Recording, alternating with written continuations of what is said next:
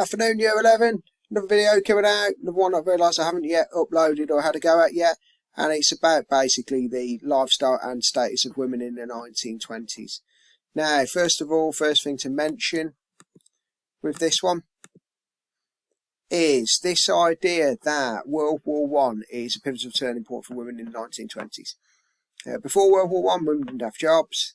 After World War One, jobs for women became a fairly normal thing. It took about 2 million women being employed in the war industry back in America in World War One. There were about 117,000 women actually working on the Western Front. So obviously World War One's got a massive impact. It's got a massive impact all over the world on the lives of women, but particularly in America. Okay, another major thing to mention, and I should just move my head out of the way of this one, is that obviously as much as World War One is a big boost for women, also women getting a vote in 1920. That is a huge movement for women.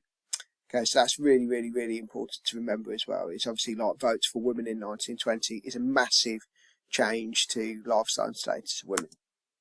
Okay, now also we've got this idea that changes for women generally looked at as being World War One, vote, flappers, etc., etc.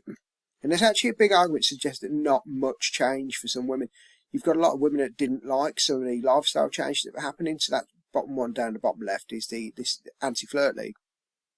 But you also have women involved in the anti-salute league, the Women's Christian Temperance Union. So there's a big movement of women that didn't like some of these modern changes. And also women that were campaigning about things like alcohol, etc., etc. Or campaigning for prohibition is probably a better way of putting it. What you've also got to mention is lifestyle change for women. Probably the biggest one is the flapper lifestyle. And we talk about icons of the flapper lifestyle being the likes of Clara Bow, Joan Crawford, Gloria Swanson. And you're looking at the styles, the short dresses, the short bobbed hair, the being able to go out without a chaperone, ride a motorbike, wear makeup, have boyfriends, sex before marriage. All of those things are relatively new, but it's the flapper lifestyle that really people sort of see as being a massive lifestyle change for women in the 20s. Is it the biggest change for women? Well, it's one of them, but it's more to do with lifestyle than anything else, and changing the role of women and sort of how women are perceived and how women perceive themselves. Okay, and those are really the main things that change for women in the 20s. Just remember, we are not just talking about flappers. There's lots of other changes for women.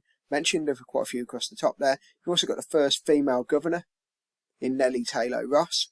And you've also got the right of women to divorce are a couple of additional things that I didn't mention there that are really important in terms of changing lives for women in the 20s. Now, hopefully that gets you through your exam. This tends to come up as an interpretation. What was the biggest change for women? Was it flapper lifestyle? Was it something else? Hopefully this video equips you to be able to do that and argue with that.